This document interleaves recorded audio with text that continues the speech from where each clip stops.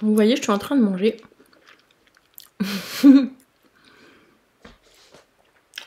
Parce qu'on va parler de la liste de courses d'alimentation. Donc Valérie Dragzuc, autrice du carnet Mon compagnon de jeûne, qui donc est un carnet interactif où vous pouvez noter tout ce qui concerne votre jeûne en centre avec un naturopathe ou une personne adaptée, enfin une personne qui est certifiée, on va dire, pour vous accompagner dans le jeûne. Et je bois mon argile en même temps. C'est pas top de manger de l'argile en même temps normalement, mais bon. Donc là, je vous ai mis liste de courses alimentation. Je mets plus de légumes et de nouveaux goûts dans mes menus. Petit truc, je peux parsemer mes aliments d'herbes et d'épices pour plus de saveur. Donc, vous aviez fait quelques pages avant. Donc, je vous invite à aller voir la vidéo si vous n'avez pas vu encore cette vidéo sur les menus, sur la préparation de la descente alimentaire, semaine de descente alimentaire. Mais vous aviez fait vos menus par rapport aux préconisations que vous a donné la personne qui vous suit en jeûne. Donc, là, vous allez mettre vos courses. Vous aviez, c'est pour ça c'est fait dans l'ordre en fait. Les menus. Ensuite, par rapport au menu où je vais faire mes courses, éventuellement j'ai oublié le drive aussi. Non, je vais faire mes courses, c'est possible aussi. Si vous préférez vraiment vous simplifier la vie. Et ensuite, par rapport à tout ça, eh bien, qu'est-ce que je vais devoir acheter? Donc faire la liste des courses par rapport au menu. Voilà. Après, vous pouvez faire l'inverse, hein. Vous pouvez faire la liste de courses d'abord et des magasins ensuite, parce que vous allez les travailler ensemble en fait. Donc qu'est-ce que vous allez pouvoir faire pendant cette semaine? Moi je vais vous parler un petit peu de mon expérience. Comme je vous l'ai marqué là, mettez plus de légumes dans votre alimentation. Alors est-ce que vous êtes adepte des légumes ou pas? Est-ce que donc ça veut dire quand même qu'au fur et à mesure de la semaine, vous allez voir dans vos préconisations de moins en moins de viande, de produits laitiers. Qu'est-ce qu'il va y avoir? Il y a aussi certaines céréales qui disparaissent, comme le gluten. Donc si vous n'êtes pas du tout habitué aux produits sans gluten, surtout s'ils sont bio, c'est peut-être le moment d'un peu tester. Sachant que c'est pas parce qu'un produit est sans gluten qu'il est automatiquement bon pour la santé. Ça veut juste dire qu'il est sans gluten et qu'il est bon pour les personnes qui ne doivent pas manger de gluten, que ce soit momentanément ou pour des raisons de santé ou d'intolérance ou de sensibilité. Mais bien sûr, si vous avez un produit sans gluten, plein de sucre, plein de pesticides, c'est toujours un produit mauvais pour la santé. Mais ça peut être l'occasion de goûter des nouvelles choses. C'est-à-dire que ça commence là en fait. Vous n'y attendiez peut-être pas, mais en fait le jeûne, ce n'est pas que le jeûne. C'est aussi tout ce qui va avant. Je le rappelle, si vous n'avez pas vu cette vidéo, en fait ça permet de vider les intestins au maximum pour faire en sorte que vous n'ayez pas de problème pendant la semaine de jeûne, de nausées, d'odeurs désagréables, de maux de ventre parce que il y aurait des matières qui seraient coincées à l'intérieur. Donc c'est vraiment... Puis ça facilite la détoxination aussi, c'est-à-dire que comme le corps va pomper dans tout ce que vous avez qui sert à rien, il va aller pomper aussi des choses dans ces matières. C'est pas très agréable finalement, ça va peut-être faire remonter des choses sur la peau ou autre, autant s'en débarrasser. Donc, qu'est-ce que j'ai découvert, moi, comme nouveaux légumes? Ça, je l'ai découvert, on peut prendre la même chose que pour la reprise alimentaire, finalement, qu'on aura après. J'ai découvert souvent des choses en centre de jeûne, en parlant, parce qu'on parle beaucoup en centre de jeûne, d'alimentation. On en parle tout le temps, parce que, voilà, ça fait partie de la vie. Et j'ai découvert, par exemple, le chou rave. Le chou rave, c'est vraiment un aliment qui a un peu le goût du radis au niveau de la texture, sauf que ça pique pas. Si on le laisse par contre trop longtemps dessécher, ça va faire des trous à l'intérieur, il va être un peu fibreux, mais autrement s'il est bien frais, c'est super bon quoi. C'est quelque chose qui m'a même servi à remplacer le pain, le chou rave. C'est un gros truc vert, alors pareil, peut-être que je pourrais trouver une image et la mettre en capture d'écran. C'est vraiment pas du tout un chou, ça ressemble pas du tout à un chou comme on pense, parce que les choux souvent il y a plein de feuilles. Là c'est comme on dirait un gros bulbe en fait, un énorme radis, voilà, mais blanc-vert en fait, entre le blanc et le vert, quelque chose de très très très clair, ce qu'on pourrait appeler vert amande. C'est vraiment très léger, et il y en a qui sont violets aussi par contre, mais pareil, le violet est très léger, et comme on peut faire, voilà, c'est comme ça, voilà, excusez-moi, comme c'est comme ça à peu près, ou un peu plus petit suivant les tailles. eh bien vous allez pouvoir faire des tranches et tartiner des choses dessus. Donc les choses auxquelles vous avez encore droit, que ce soit pendant la descente alimentaire ou la reprise alimentaire. Donc tant que j'y avais droit, j'aimais bien par exemple tartiner des pâtes de... là aussi c'est des choses que vous allez découvrir, des pâtes d'oléagineux comme purée d'amandes, purée de cacahuètes, purée de noix de cajou, purée de noisettes. Alors la purée de noisettes, c'est juste un délice quoi. Et vous pouvez la mélanger tant que vous y avez droit encore avec du chocolat. Souvent dans les préconisations on nous demande en même temps d'arrêter le café et le chocolat qui sont des excitants, mais vous pouvez le remplacer par de la caroube par exemple. En descente alimentaire, surtout si c'est la première fois, vous aurez peut-être du mal à introduire des nouveaux goûts. Par contre, en reprise alimentaire, souvenez-vous-en bien, on en reparlera, c'est tout l'inverse. Et je vous dis pas pourquoi encore, mais là ce sera beaucoup plus facile. Donc, qu'est-ce que j'ai découvert d'autre? Eh bien aussi, en parlant avec les gens, par exemple, vous allez dans les magasins bio, sur les marchés, et puis vous discutez dans la file d'attente ou en regardant les produits, et vous discutez avec les gens en disant, bah, écoutez, je vais faire un jeûne, là j'ai une descente alimentaire, je ne sais pas trop quoi manger, et vous allez avoir plein de trucs et astuces. Donc là aussi, n'hésitez pas en commentaire à me mettre tout ce que vous mettez dans votre descente alimentaire, que vous ne mangez peut-être pas d'habitude, ou que vous avez découvert. Pour la liste de courses, continuons la liste de courses. Randonnée et d'hiver. Alors moi là j'ai écrit des choses dont je me souvenais. La canne. Alors j'ai une canne. Les cannes souvent sont un peu comme des bâtons de ski où on va tenir, voilà, on va tenir comme ça la canne. Il existe des cannes un peu comme on peut voir les personnes vraiment souvent très âgées avec leur canne qu'ils ont toujours en bois qui est magnifique, où on met la main comme ceci, hop, comme ceci. Et ça, là, je sais pas si vous voyez, mais en fait, quand on met la main comme ça, voilà, en plus on soulève quand on marche, on soulève vraiment, ça casse le poignet ici, et ça fait un effort dans le bras qui est pas terrible.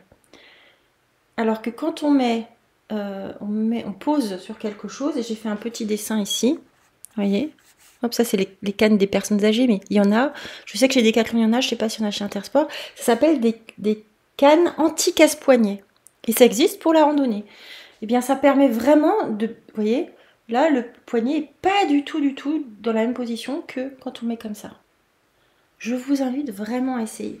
C'est un peu déstabilisant au début, surtout quand on aime faire comme tout le monde et que tout le monde a des cannes comme ça, parce qu'on trouve ça normal de faire comme tout le monde. Mais vraiment, sincèrement, les cannes anti-casse-poignet, moi je reviendrai dessus pour rien au monde. Vraiment, c'est... Enfin, je reviendrai sur les anciennes pour rien au monde. J'aime trop quoi. Faites attention aussi quand vous achetez les cannes. Parce que si vous faites de la randonnée, la canne c'est vraiment indispensable. Imaginez que nous sommes le seul être sur cette terre à marcher sur ces deux pattes en permanence. Alors vous allez me dire oui, il y a les singes, ils marchent sur deux pattes, etc. Pas en permanence. Ils s'aident beaucoup avec leurs bras. Ils ont quelques moments où ils sont bipèdes, mais c'est quand même pas leur quotidien. Et ils ont souvent les jambes pliées aussi. Tandis que nous, on est debout quasiment en permanence. Il n'y a pas un truc qui vous fait bizarre là quand on y pense, quand on marche? C'est qu'en fait, il nous manque le fait de pouvoir se mettre sur quatre pattes pour que ce soit beaucoup plus facile. Parce que, d'ailleurs, vous avez déjà vu peut-être un chien à qui on a coupé une patte, il arrive très facilement à marcher. Hein. Si on lui a coupé une patte, pouf, il cède avec la troisième patte. Donc, nous, on marche avec deux pattes, ce qui crée des problèmes de circulation, ce qui crée des problèmes de digestion, puisqu'on se tient debout aussi, le système digestif n'est pas dans la même position que les autres animaux qui sont en position horizontale. Nous, l'alimentation doit remonter pour redescendre. Chez tous les autres animaux, ça fonctionne dans ce sens-là. Et donc, on nous demande de faire des efforts, de porter un sac en plus. Et en plus, on ne mange pas. Donc, surtout, prenez des cannes. Donc, je vous parlais des cannes anti-casse-poignet, mais je vais vous parler aussi du fait que quand vous l'achetez, faites attention parce qu'elles sont repliées. Et en fait, il y a des petits bitoniaux là. Pour que ça puisse se coincer. Si vous ne faites pas attention, il se peut qu'il y ait un morceau qui soit parti, qui soit dans le bac des autres cannes. Donc faites bien attention à ce que la canne soit entière. Et quand vous marchez, pareil, moi je sais que le premier jour, j'ai perdu un moment le bout de mes deux cannes. Parce que je les avais juste positionnées comme ça, mais j'avais pas fait attention que le petit bitonio aille bien dans le trou et finalement bah, ça a coulissé et c'est resté planté dans la terre. Vous avez aussi des fois des petites choses qui se mettent dessus pour marcher soit dans la neige, soit sur les routes, soit sur la terre. Je vous avoue que moi j'ai juste gardé le bout normal. C'est peut-être pas très bien que ça abîme peut-être certaines surfaces, mais j'ai un peu perdu le reste quoi. Si vous savez pareil comment vous en servir, dites-moi en commentaire ce que j'aurais dû faire, comment j'aurais dû utiliser mes cannes et peut-être comment vous rangez ces petits trucs là qui sont sur les cannes pour ne pas les perdre et les avoir tout de suite à disposition et pas vous embêter pendant des heures à les chercher et à les mettre sur votre canne. Vraiment ça m'intéresse. J'ai marqué aussi gourde, ça c'est la base de la base de la base. Gourde, des choses intéressantes à savoir. Prenez plutôt 2 gourdes. Et alors vous pouvez aussi prendre peut-être une bouteille en plastique si vraiment vous avez oublié votre gourde, plus une gourde, mais en tout cas prenez une gourde dans laquelle vous pouvez mettre quelque chose de chaud. Quand pour mon dernier jeûne, on nous avait proposé justement de mettre ou du jus de la veille, je vous en parlerai après de ça, du jus, ou des tisanes dedans. Donc il vaut mieux en avoir 2 parce que si au bout d'un moment vous n'en pouvez plus de boire pendant votre randonnée cette tisane, par exemple nous on avait une tisane au gingembre comme ça qui était super bonne et au bout d'un moment on n'en pouvait plus parce que ça faisait trop, ben, c'est bien d'avoir l'eau à côté. Donc ayez 2 gourdes, donc il ne faut pas qu'elles soient non plus trop grandes parce qu'il ne faut pas qu'elles soient trop lourdes ou alors vous les remplissez un peu moins. Pensez à ça aussi quand vous mettez sur votre dos tout ça, à ce que votre gourde ne soit pas, enfin ça soit pas du poids en plus trop lourd. Buvez, alors j'ai vu beaucoup de gens qui buvaient vraiment très vite et beaucoup parce que sous prétexte que dans un jeûne hydrique on doit boire beaucoup d'eau. Il y a un débat là-dessus. Moi je préfère, mais c'est personnel. Là je m'avance. Je ne suis pas médecin, je ne suis pas naturopathe, donc peut-être que vous allez me dire que je dis n'importe quoi. Je trouve, mais c'est vraiment mon expérience personnelle, que je préfère boire très souvent des petites gorgées que des grandes lampées d'eau qui vont augmenter mon estomac. C'est-à-dire que quand on boit beaucoup d'eau, ça peut créer des nausées puisque l'estomac est vide. Ça va aussi peut-être faire qu'on va boire beaucoup à la place de manger, donc pareil, l'estomac peut-être qu'il va un peu se dilater. Ce qui n'est pas bon pour la reprise alimentaire après si l'estomac est très dilaté parce qu'on va avoir vraiment envie de manger. Et puis aussi, comme je vous le disais, ça peut créer des nausées, c'est pas très agréable. C'est juste que le fait de boire vraiment des grosses quantités va vous faire avoir un estomac qui va gonfler, vouloir avoir envie d'aller uriner tout le temps avec un organisme qui n'est pas en train de digérer. Donc voilà. Dites-moi ce que vous en pensez, mais moi je préfère boire très souvent quand j'ai soif. Dès que je sens que j'ai soif, une petite gorgée d'eau, je repose ma gourde et si j'ai encore soif, je bois à nouveau dans cette gourde, voilà, ou d'une tisane, ou de l'eau, etc. Il y a des gens qui préfèrent ne mettre vraiment que de l'eau, parce que la tisane, ils estiment qu'il y a des choses qui sont apportées pendant le jeûne qu'ils ne voudraient peut-être pas avoir. Ça à voir vraiment avec votre praticien, et avec vous ce que vous voulez. Moi, je sais que j'aime les jeûnes à la tisane, et au jus, ça me permet de vraiment tenir plus longtemps, parce que le goût, c'était ça qui me manquait le plus, moi. Le goût pendant le jeûne. Pas la quantité, mais le goût.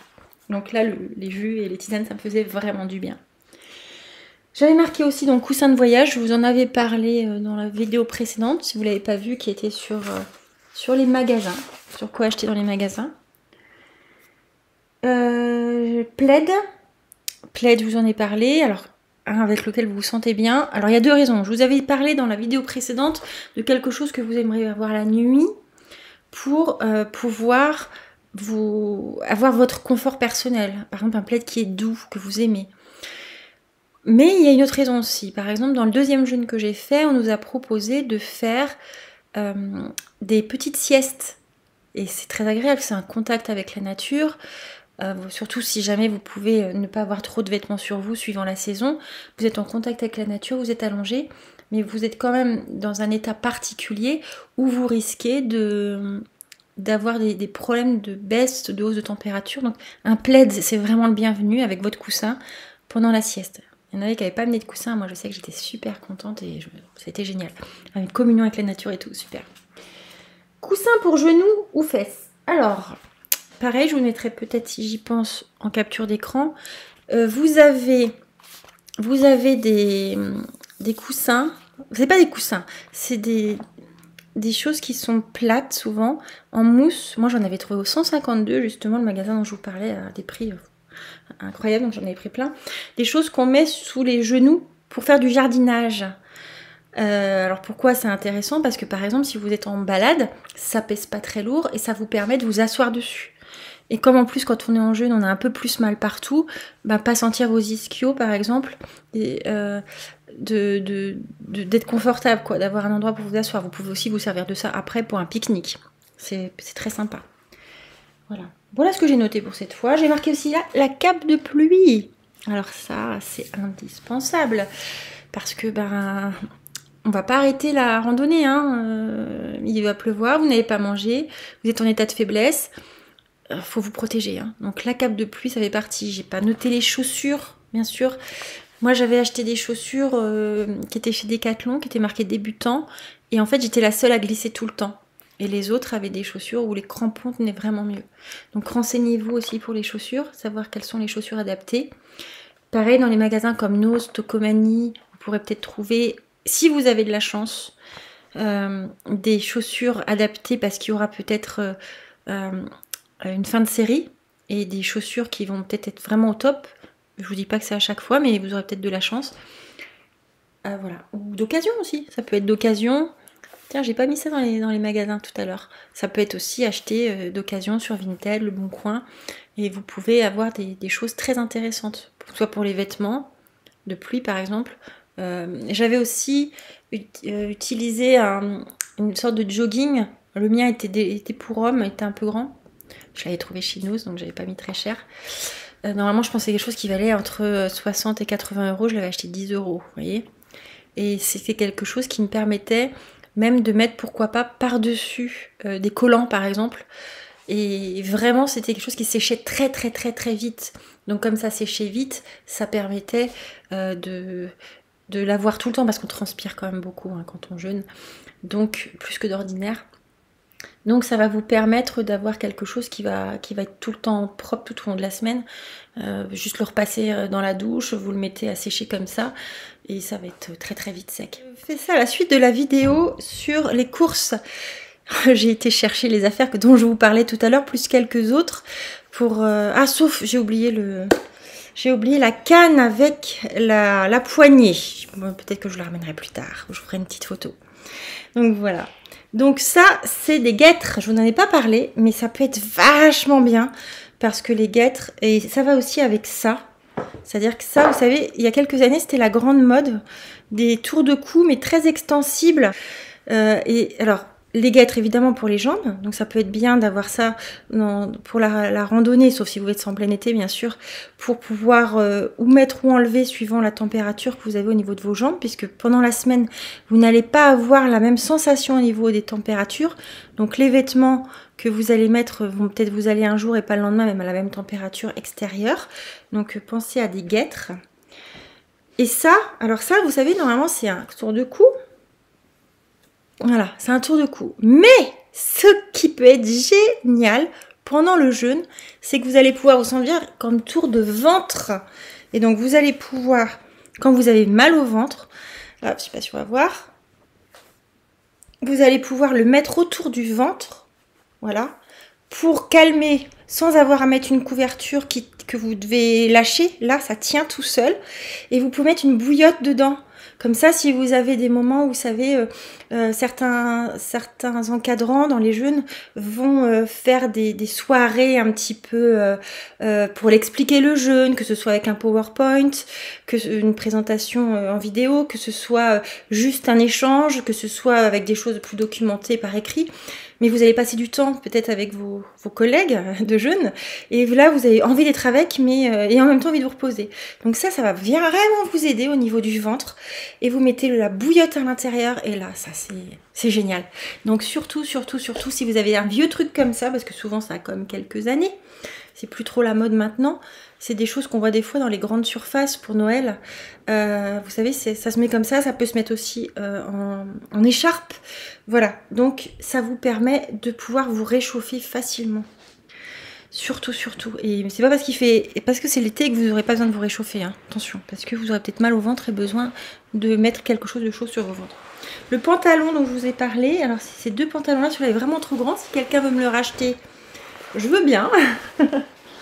Donc celui-là, c'est vraiment un grand pantalon. Ça devait être taille 46, je crois, je sais pas combien. Mais j'ai tout le truc que j'ai trouvé avant de partir. Et j'avais pas envie pour une semaine de mettre 80 € dans un pantalon. Je sais pas quelle est la taille. Donc je l'avais acheté chez nous, celui-là. Mais qualité exceptionnelle. Donc j'avais mis une grosse ceinture pour pouvoir bien le serrer. Et puis comme il était trop grand, ça me permettait de mettre par exemple en dessous des collants, vous savez, des trucs de ski. Des sous-vêtements de ski pour avoir bien chaud. Et donc la deuxième fois, j'ai trouvé celui-là qui est juste encore mieux. Au niveau de la taille déjà. Et pareil au niveau de la matière. Pensez à avoir plein de poches. Plein de poches. Vous allez peut-être ramasser des petites choses quand vous vous promenez. Vous allez, alors évidemment, vous pouvez pas avoir de barre de céréales, c'est sûr. Mais vous allez peut-être vouloir mettre, je sais pas, une lampe de poche, un carnet pour noter. Tiens, le carnet, mais bon, ça rentre pas là-dedans. Mais au moins, vous pourrez mettre d'autres choses là-dedans. Voilà. Mais ça, je dirais que c'est pas que pour le jeûne, ça. Si vous faites de la randonnée, ayez quelque chose avec plein de poches. Et si ça peut vous servir après pour faire de la randonnée sans jeûne, bah vous pourrez mettre vos barres de céréales à l'intérieur. Voilà. Le petit, ce dont j'ai parlé, le coussin pour genoux. Le coussin pour genoux, c'est ça en fait. C'est très léger. Moi au 152, là, le magasin qui fonctionne avec Stocomanie, j'avais trouvé ça peut-être 50 centimes, mais ça vaut beaucoup plus cher en vrai. Ça peut valoir entre 3 € et 10 € selon là où vous allez les acheter. Et ça peut vous servir après pour le jardin ou aussi quand vous avez des enfants et qui sont dans la baignoire, vous mettez ça sous vos genoux pendant que vous leur lavez la tête, le shampoing. C'est génial, vous avez pas mal aux genoux, vous ne déglinguez pas vos genoux. Voilà, je vais peut-être encore faire un petit aller-retour et puis essayer de trouver Cannes et puis mon coussin pour mon confort. À plus tard. Je les ai amenés. Alors, je suis bête. Hein. Pour ça, il suffisait de regarder un truc si vous avez mon carnet de jeûne. Tout simplement, c'est la canne que j'ai sur la photo. Voilà, comme on fait, comme ça. Voilà. C'est cette canne-là. Mais bon, les bâtons de ski, vous savez tous à quoi ça sert, j'ai pas besoin de vous montrer. Donc voilà, c'est ça, une canne à poignet non cassé. Vous avez vraiment, là je peux pas vous montrer, il faudrait... Voilà, ça. Vraiment, alors là je suis en hauteur, donc c'est normal. Mais si je suis plus bas, bien sûr, regardez, c'est pas cassé. Voilà, ça c'est génial. Alors ça diverge, il y en a qui préfèrent mettre comme ça. Moi j'aime bien, c'est comme ça qu'on m'a appris quand j'étais petite. Et la Anne, ma deuxième encadrante, elle disait surtout pas parce que si vous tombez, vous risquez de vous blesser. Si vous avez vaut mieux perdre le bâton que perdre le bras. Ensuite. Mes deux coussins préférés. Alors celui-là, c'est celui que j'adore, que je vous disais.